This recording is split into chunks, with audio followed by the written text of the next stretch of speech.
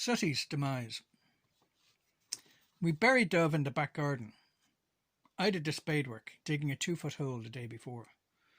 On the day of the burial, he was in a black bin bag, and I lifted him into the hole. Then we had our ceremony.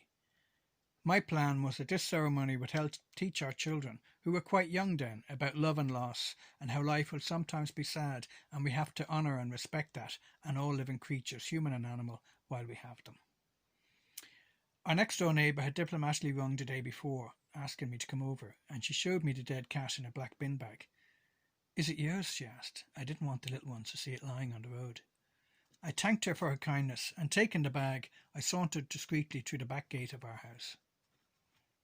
The following day, our little family stood in silence for the ceremony, and after a few minutes my eldest daughter Evie spoke. "He was more than a cat," she said. "He was a family friend." We fondly remembered also the time 6-year-old Haley was calling Dubh when he was hiding in behind a firewood cupboard. "Come out, my little green-eyed pet," and all we saw was Dubh's paw shooting out of the darkness and scratching the air wildly. And how our 18-month-old daughter Trina used to hug Dubh so lovingly that we had to roll up a thick black woolly sock and tell her that was him. She used to sit on the floor hugging the sock while Dubh watched from the safety of the cupboard. I felt a few tears at that memory. About a week later, the 5 of us were sprawled on the big sofa in the sitting room, which faced the back window, watching Roald Dahl's The Witches, a family favourite. As the movie reached a dramatic moment of witchy screeching, the window blinds crinkled noisily and then crashed as a large black cat jumped through the open space.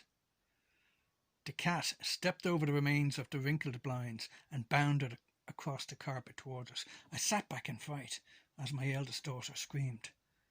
Then little Haley jumped up. "It's Dubh! It's Dubh! He's come back to see me!" she cried with joy as she scooped the cat up in her arms.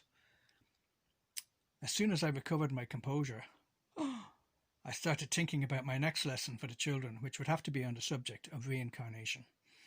I reckoned I would start with the Buddha sitting under the Bodhi tree, and working from there, throw in a few cows and continue along to try and fit a cat into the story somewhere.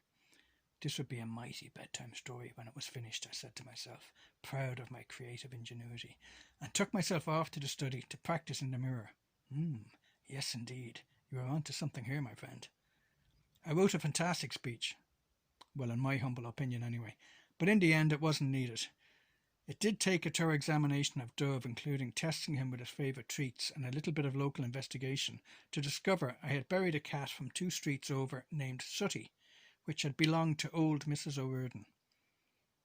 When I explained to Mrs. O'Riordan what had happened, she said she was sad at Sooty's demise, but happy to hear he got a good send-off.